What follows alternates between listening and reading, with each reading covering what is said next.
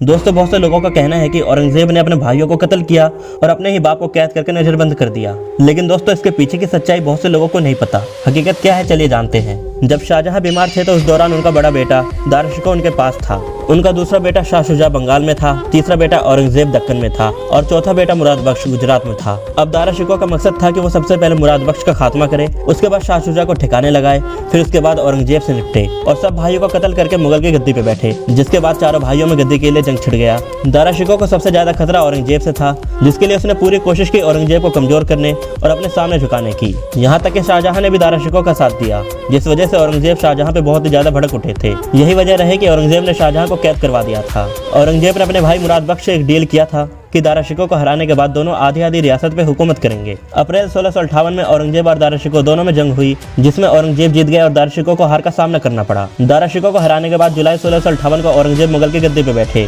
1659 में औरंगजेब के ऑर्डर पे दाराशिकोह को कत्ल करवा दिया गया और 1661 में मुराद बख्श ने गुजरात के वजीर को कत्ल कर दिया था, जिस वजह से औरंगजेब ने मुराद बख्श को फांसी की सजा सुनाई थी। शाहजहां ने दाराशिकोह का साथ दिया था, जिस वजह से औरंगजेब ने शाहजहां को कैद करके नजरबंद कर दिया था। दोस्तों अगर इस जंग में दाराशिकोह जीत जाता तो वो औरंगजेब और बाकियों को कत्ल करवा देता। तो भाई सीधी सी बात है, उस जंग में कोई भी जीतता तो किसी न किसी का कत्ल जरूर होता। तो मैं उन लोगों से कहना चाहूंगा कि किसी पे ये इल्जाम लगाना कि उसने अपने भाई को कत्ल किया और अपने बाप को जेल में डाल दिया, तो यार अब सबसे पहले उसके पीछे का रीजन पता क्या करो, तब किसी पे इल्जाम लगाया करो।